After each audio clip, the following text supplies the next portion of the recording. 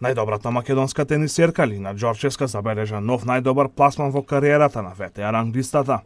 Тетовката на најновото рангирање кој денеска го објави Светската тениска федерација напредуваше за една позиција и сега е на 180-тото место во светот.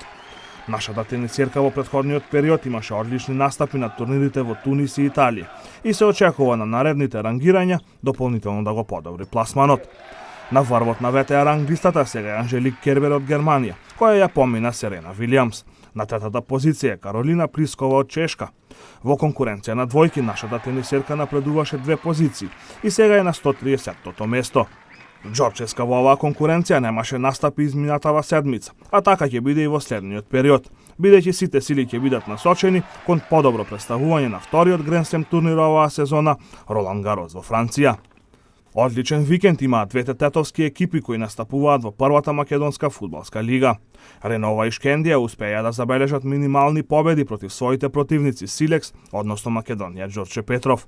Фудбалерите на Ренова на домашен терен го совладаа кратовски Силекс со 1:0. Победничкиот гол за домашните беше дело на Стојанчо Велинов во 9-тата минута од надпреварот. Со оваа победа екипата на Ренова останува во игра за пласман во фудбалска Европа, со оглед на тоа дека има за останување од само 3 поени позади четвртиот Пелистер. Новиот тренер на Шкендија Ерхан Селими со победа над Македонија Ѓорче Петров дебитираше на клупата на тетовци. Шкендија на овој надпревар забележа победа од минимални 3:2.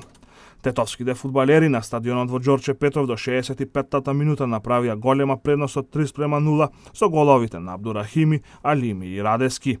Во продолжениот мечот дојде до опуштање кај фудбалерите на Шкендија, што одлично го искористија домашните и со головите на Стојковски и Здравковски намалија на 3:2. На останатите надпревари од 33-тото коло на првата македонска фудбалска лига беа постигнати следниви резултати.